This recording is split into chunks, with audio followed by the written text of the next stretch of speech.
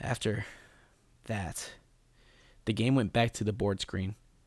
It was all I could do not to burst out screaming, and my hands were shaking so bad I could barely hold the controller. I knew the game was going to test me if I kept playing, but I had no idea it would go so far, or that it was even capable of doing what it just did. I could feel my brain going haywire as I asked myself, did the game just read my mind? That didn't seem possible, but what other explanation was there? It was then that I could no longer deny what now seemed obvious. This game is alive. And not only that, it also can establish some kind of mental connection with the player. And yet, I couldn't convince myself to stop playing.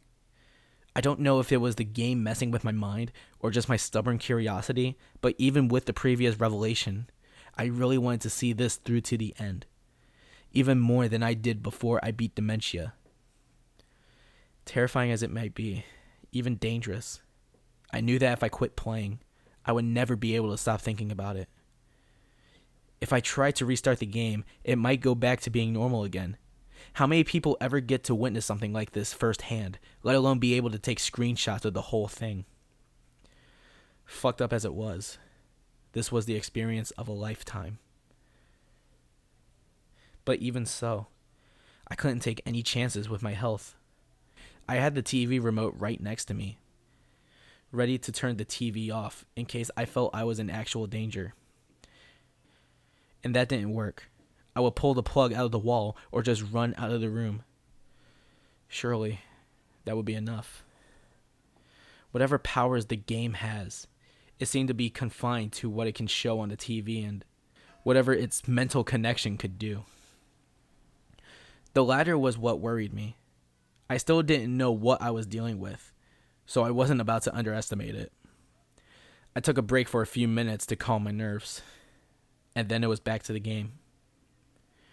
And speaking of TVs, there was a TV screen icon right below the white forest I had just left. And because the first animation was so bizarre, I figured I'd try another to see what happens. Although I expected the same animation, I actually got a totally different one. Weird. The music for this one was the Neptune board music. Fitting, I suppose, since it's a fish man and all. I can't help but wonder what the point of these things are.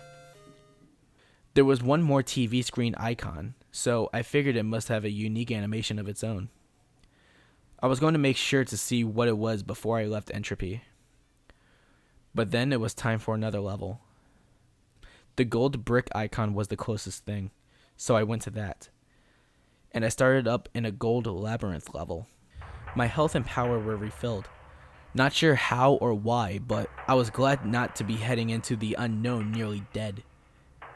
I also noticed that my Mothra sprite had shrunk to half its original size. The music was a slow, ominous drum beat, with female vocals kicking in about a minute into it. Quite haunting. The gold labyrinth itself was an anomaly. I'm not sure how this level would have played out if I was using Godzilla or Anguirus, because flying seemed necessary just to get around this place. Another thing that caught my attention was that when you go left, your monster actually turns and faces the left. That sounds stupidly obvious, but in the original game you were only supposed to move to the right, so when you try to move left, your monster ending up walking or flying backwards. This level was apparently gigantic in size, because every time I thought I had reached an end to it, or thought I was going to end up back where I started, I encountered something totally new. Things like lava blockades, new enemies, and statue faces. And I found one statue face at a dead end with a wide, open-eyed stare. The night Melissa died, she had an expression on her face that looked exactly like this the whole time. Even when she got hit by the truck, she still had that same expression. I can't help but feel like something really is staring at me from behind the screen when I look at this. I really didn't want to be reminded of that night anymore, so I left the statue almost as soon as I found it. I needed to find the exit anyway, which proved to be no simple task. It felt like this level stretched on forever in all directions. I must have wandered around the level for at least 15 minutes before I finally saw something. It was a creature that wasn't gold, seemingly the only one of its kind in the level. Lacking any kind of hover ability like the other creatures, it just walked back and forth on the platform.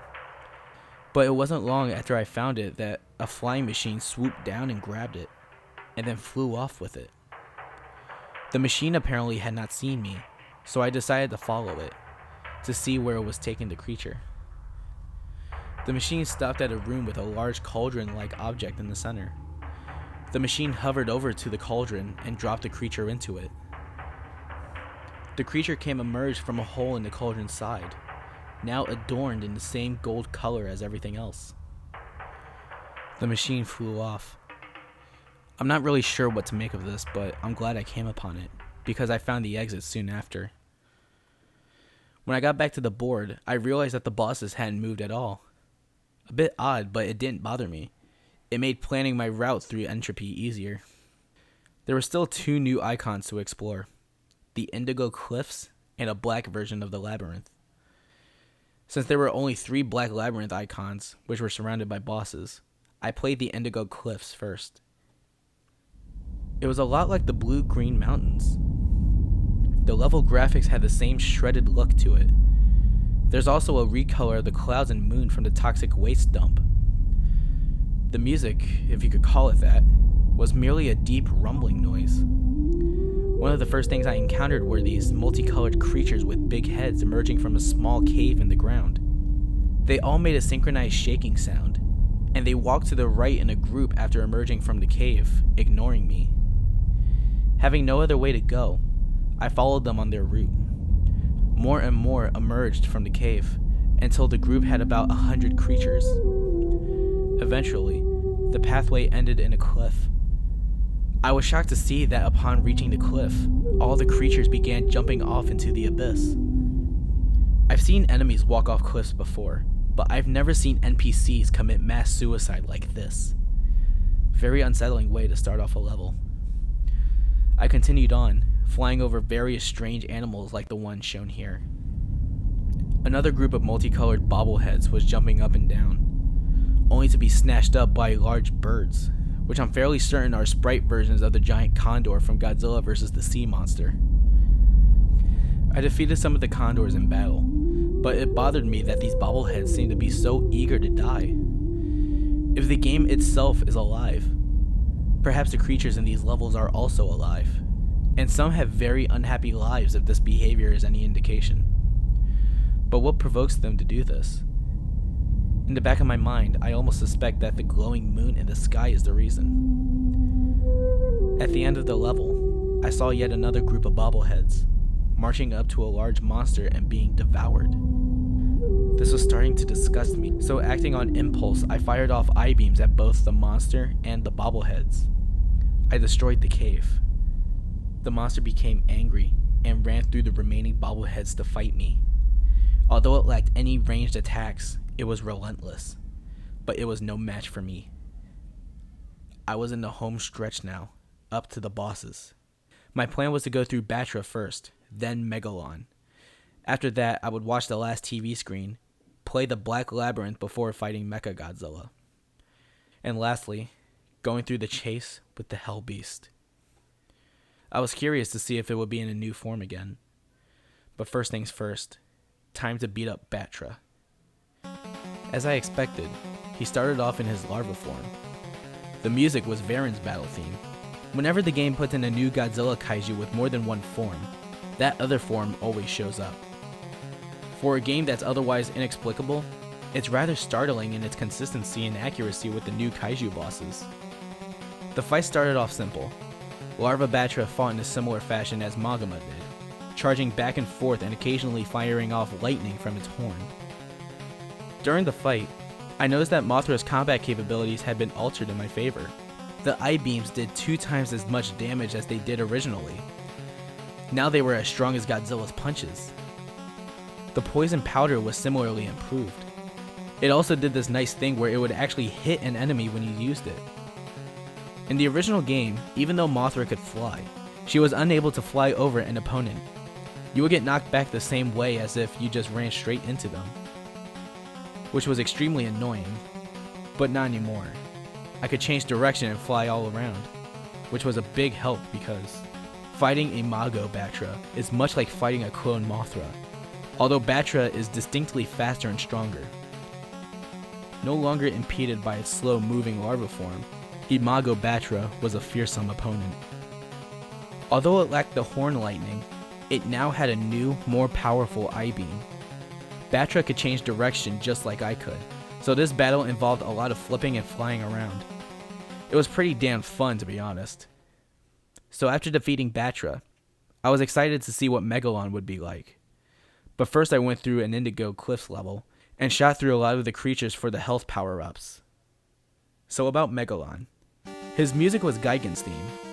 Makes sense, since Gigan was his battle partner in Megalon's one and so far only film appearance. He was a lot like Mogira, but faster and with more weapons. He started out charging off with his drills. I liked to fly back and forth around him, which seemed to really annoy him. After a few seconds, he'd step back, turn around, and start spitting out grenades. Those were a pain because they bounced when they hit the ground. Lastly, he started spamming his lightning beam. It only went straight forward, so it was easy to duck under it and then shoot him with I-beams. Overall, I describe him as strong, persistent, but dumb. I was now nearing the end of Entropy. I had just taken down Megalon, and I started up the last TV screen to see what I'd get this time. The result was unpleasant.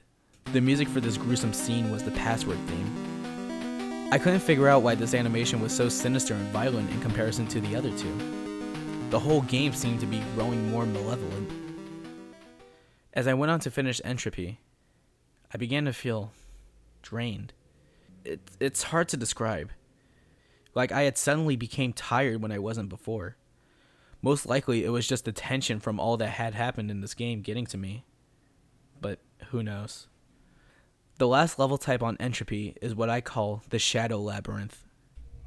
The scenery was recolored from gold to black. The music was an evil ambience, similar to the unforgiving Cola Loop, but distinctly different. The music was my first sign that this level was going to be distressing. I traveled through the maze for about a minute, and I noticed there weren't any creatures hovering around. It was an odd transition from the Gold Labyrinth, which was overrun with creatures, to this level that had nothing at all.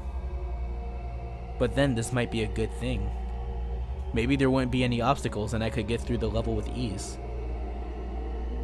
Then the screen went dark, and immediately I snapped out of my daze from a few seconds earlier. Everything had been darkened so that the only thing I could see was the Mothra sprite. I couldn't tell where I was going, and I ended up frantically running into walls. I heard a noise, the sound of a crowd running through a hallway, and along with the running came the roars. Loud, roaring sounds, which I would describe as something like a rabid dog the size of an elephant, screaming with fury. And I could tell that whatever was making this noise, there were lots of them. I knew there was something there, but it wasn't until I did some screen cap editing that I got to see what my pursuers looked like. But at the time I couldn't see where they were, or where I was going. I was literally running blind, and this mob of beasts eventually caught up with me. All I could think was no, as I saw my life bar rapidly declining. The monsters had taken me down to half of my total health when I was saved. The light came back on, and the attackers had disappeared. And so the challenge of this level was revealed. Find the exit before the lights go out, and a pack of monsters maul you to death. I was in panic mode now, moving as fast as I can go, while trying every path I could find for a way out. As I played through the level, the lights went out a total of 3 times. The second time I would have been dead meat had it not been for one of the wide-eyed statues. As I stayed close to it, the monsters seemed to all avoid me until the lights came back. The statue warded them away somehow. I was safe as long as I stayed near the statue, but at the same time, I had to leave to find the exit. The Shadow Labyrinth turned out to be much smaller than the Gold Labyrinth, as it only took about 6 minutes to navigate to the end. But before the exit, there was a row of halls leading straight down, with no way out once entered. You either go to the exit before the monsters reached you, or you die. Thankfully, I made it out. Only one more boss, Mecha Godzilla. I started the battle and got something unexpected. Not only did my life shoot back up to 100% again, it seems to do that randomly, but instead of a replacement boss, I was fighting Godzilla. But any Godzilla fan worth their salt can figure this out. Mechagodzilla started off fighting a clone Godzilla, but his disguise burned away after only 3 life bars. Usually a transformation only occurred at the halfway point. At this point, it was like fighting Mechagodzilla in the normal game. Felt kinda nice to fight one of the original game enemies for a change. Although he wasn't exactly like normal, he also had a rainbow beam and finger missiles. This prevented me from doing the old trick of backing him into the corner and hitting him with eye beams in the spot where he can't hit me. But that was always a cheap trick anyways. But after getting him down to half his health, something weird started to happen. His sprite started to glitch, in much the same way as Godzilla had way back in the first world. After a few seconds, the glitches began to form a new shape, and thus the game had created not Mechagodzilla. And I discovered that this visual glitch was somehow related to the game recreating things. The human face on this one gives it a very uncanny look. It was one of the stronger replacement monsters, and had the most firepower. Pictured here is its mouth beam, which I got caught in the middle of. Even though it was a bit stronger, it was also slower than its original counterpart, and couldn't jump around as much. I won the fight by constantly staying out of its line of fire, bombarding the machine with poison power as I flew over it. One last thing to do. The Hell Beast chase. Oh boy. Might as well just get this over with, I thought.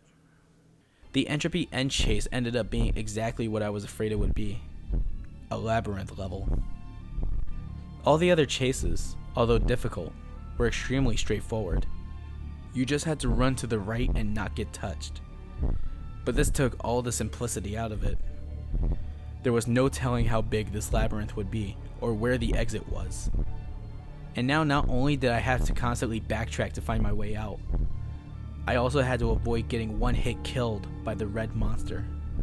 And for those first 30 seconds, it didn't show up. But I knew it would. And as I started picking up the pace, I heard a loud flapping noise. And there it was, in a flying form. It flew with bat-like wings, and was as fast and relentless as ever. For reasons already stated, this was probably the most nerve-wracking of all the end chases, and as such, I had to keep my focus on the game and not taking screen caps. However, I did take one of the red monster doing something I found very interesting. I had managed to lose it by going through a different path than it apparently expected, and it was blocked from attacking me by one of the organic walls of the red labyrinth. Or so I thought. It tried clawing through the wall for a second before opening up its mouth and tearing the wall apart with its intestine jaws. But those brief milliseconds that the monster was held back might have been the key to me finding the exit. The path to the exit was long and complex, but from what I remember, I went up, and then back towards the left. I'm still not sure why I chose that particular way. Just a lucky hunch, I suppose. I was sweating profusely, but my luck had saved me yet again. I hoped that I wouldn't run out before I finished the game. There were only 2 more worlds to go. Next was the penultimate world, called Exodus.